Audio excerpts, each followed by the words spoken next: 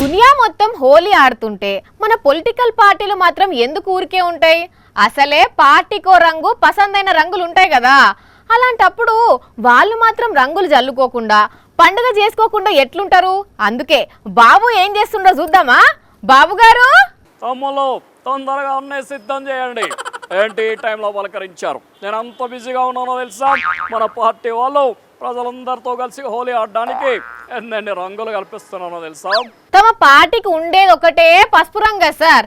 మరి గడియకొక రంగు మార్చే ఊసరవెల్లి లెక్క గిన్ని కొత్త రంగులు కలిపియడం ఎందుకు?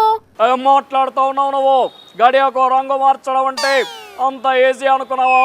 ఎంత టాలెంట్ ఉంటే ఊసరవెల్లి అలా రంగులు మారుస్తుందో తెలుసా నీకు?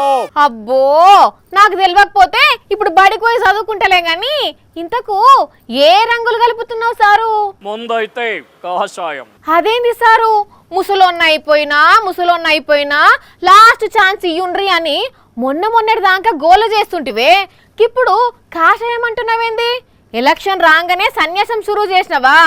నీ పార్టీ పసుపు రంగు కదా, మరి ముంగటగా కాషాయం అంటున్నావేంది? పసుపుదే ఉందమ్మా. ముందైతే మనం కాషాయం బులుముకోవాలి, ఆనక మన పసుపు పోసుకోవాలి, ఆ తర్వాత ఇంకా ఎరుపు. ఆగండి సార్, ఎరుపా ఏంది సారు? ఆ పక్కన పువ్వు పార్టీ కాషాయం వాళ్ళతో దోస్తాన గట్టి, ఈ పక్కన ఎర్ర పార్టీ వాళ్ళకి సీక్రెట్ గా కన్ను కొడుతున్నారా? నువ్వు భలే హుషారున్నావు సారు. ఆపవమ్మా, ఆపు తల్లి. మళ్ళీ ఒక్కసారి ఆ మాట అనబాక.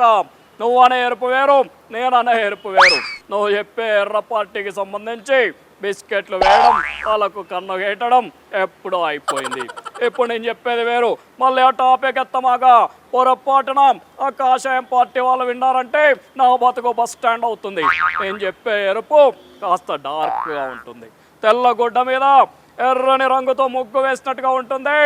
ఆ ఎరుపు నేను చెప్పే ఎరుపు. తమ దత్తపుత్రుడి రంగు గురించి చెప్తున్నారా? వా, భలేగా క్యాచ్ చేసావు. అసలు ఈ పసుపు కాషాయం ఎలా కలిసింది అనుకుంటున్నావు? ఆ దత్తపుత్రుడిని ఎర్రగా వేస్తేనే. కాబట్టి తమలో ఇంకాస్త చిక్కగా కలపండి ఎరుపుని. ఆ విధంగా మనం ముందుకు పోవాలి. పాపం, దత్తపుత్రుడి పార్టీ అసలు రంగు తెలుపును తమరు మర్చిపోయినట్టున్నారు సారు.